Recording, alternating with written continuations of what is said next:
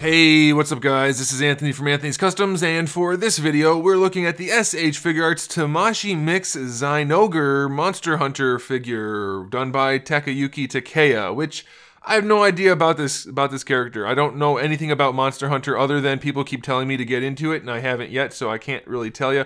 But I will have already looked this up and put the proper information in the title so that you know the name of the character. If it's not ZINOGRE, somebody told me it was something different. I don't know. I don't know, so we're going to move on from that. Here's what I do know. This thing is freaking cool. It comes with a couple of really awesome accessories. There's a whole lot going on the figure, and it's also a total pain in the ass. So we're going to talk about all of that. So let's go ahead and get it off the stand and take a closer look. This guy stands to the top of his head, not counting the big ring thing in the back, a little bit shy of 6.5 inches, which makes him just about 16 centimeters. So he's not humongous, but he does have a fair bit of size to him, and he is girthy. There's a lot of stuff going on here. There's a lot of bulk.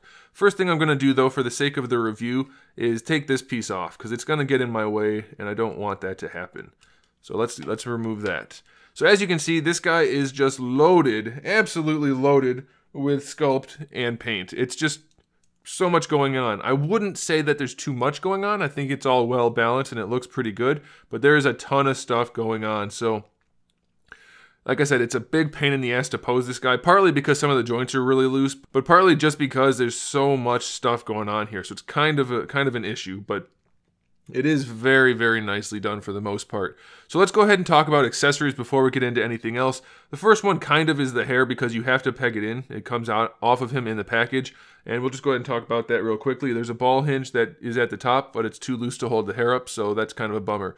You do get a swivel out of that ball hinge, of course, and then at each of these little spots, you can technically use a ball peg, but it's really just a swivel to help you pose it around, but you can do that. So we're going to set that aside for now. You also get this piece, which goes on his back, which you already saw me remove. It does have a hinge down here at the bottom, so that'll affect the angle at which it connects to the figure.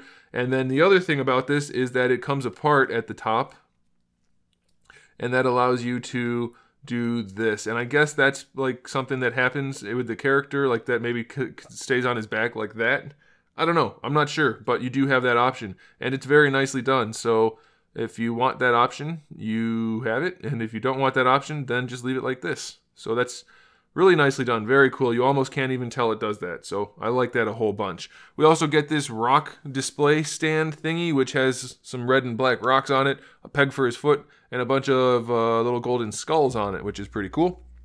We have a few different hands. We have the two fist hands that come on him in the package, two weapon holding hands, and then two kind of relaxed or style pose hands, which look really, really nice. We also have some alternate gauntlets.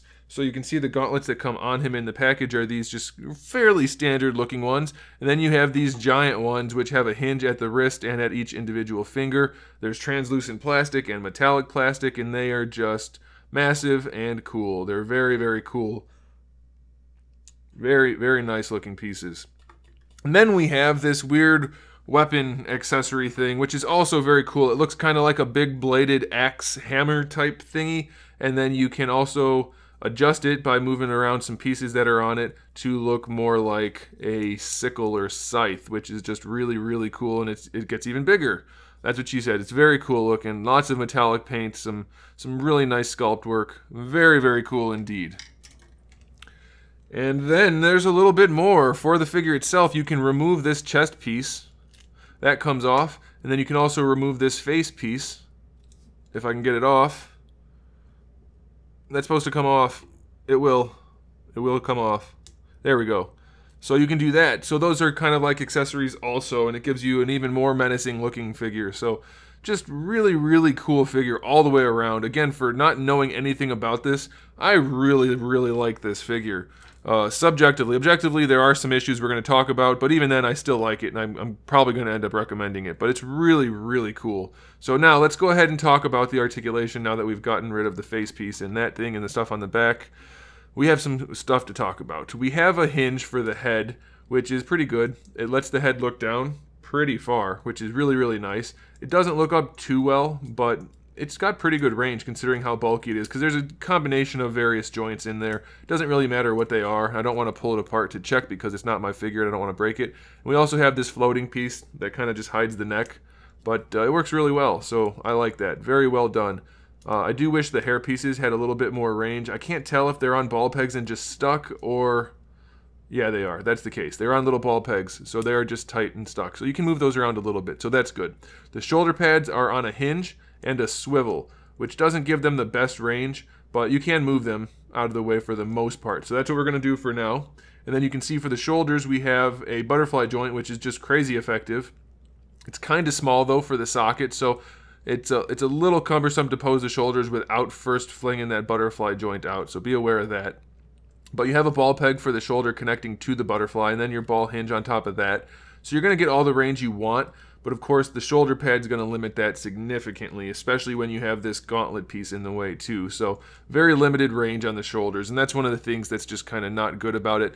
Not that they could have done anything about that, but it's still something we have to talk about in the review. You do have a bicep swivel right where you would normally have a bicep swivel underneath the ball hinge shoulder. You have a double jointed elbow, which gives you really good range and looks good, so that's nice.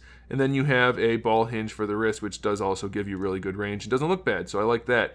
I believe the torso is just a single ball peg for the upper torso and maybe another one for the lower. There could be a double ball peg mixed in, but you get really good range out of it pretty much no matter what you want to do. So I do like that. It is a little bit loose, just like the shoulders are. So you can see it's a little floppy here and there. That's not good. That's the, is that the ball peg or the hinge? That's the ball peg itself that connects the shoulder to the butterfly. So there are issues. Like I said, it's a pain in the ass because it's very cumbersome and a lot of the joints aren't the best, but you get really good range out of it. If you're patient enough to find it, you can definitely find a good pose. These guys are on ball pegs, as far as I can tell, so they'll move around pretty well, get out of the way. This front piece doesn't move that much, neither does the back piece because they're connected on a floating belt. And then for the hips, we have our standard drop-down hinges, hinge ball pegs, I mean. You probably can't see in there because it's all black, but you have your hinge ball pegs down there, so you can bring the legs up really far actually, but it's just another pain in the butt to pose it. So again, it's a pain in the butt, but if you're willing to do that, this figure is just super cool aside from the loose joints. So you can see you can get the legs out there pretty far. Going out to the side, of course, will be limited by these pieces, but you can do it. Doesn't really go back at all because of this. You do have a thigh swivel in there, so that's fine. Double jointed knees work pretty well, surprisingly okay. That's okay. And then for the ankles, you have a really big ball hinge, which is obviously fantastic. You get really good range out of that. So ultimately, this thing is a hassle to pose, but I think it's worth it because it looks really, really cool. And if you happen to get one that doesn't have any loose joints, of course, that's going to be kind of just luck of the draw, then you are just aces. But this one does have a few loose joints, so it is a pain in the ass. But ultimately, this guy is just such a freaking cool looking figure. I need to figure out more about this Monster Hunter stuff because I like it. I like it a whole bunch. This guy is awesome. Such a cool figure. I definitely recommend it 100%. They do recommend you put a Tamashii Nations display stand underneath this and use it to support him on top of it because he is very difficult to balance on his tiny feet and all these bulky pieces. But yeah, very, very cool figure. I like it a whole lot. I can't wait to pose this guy around. Although, at the same time, I say that, but I'm also really not looking forward to posing this guy around for the photos just because he's so cumbersome and such a pain in the ass.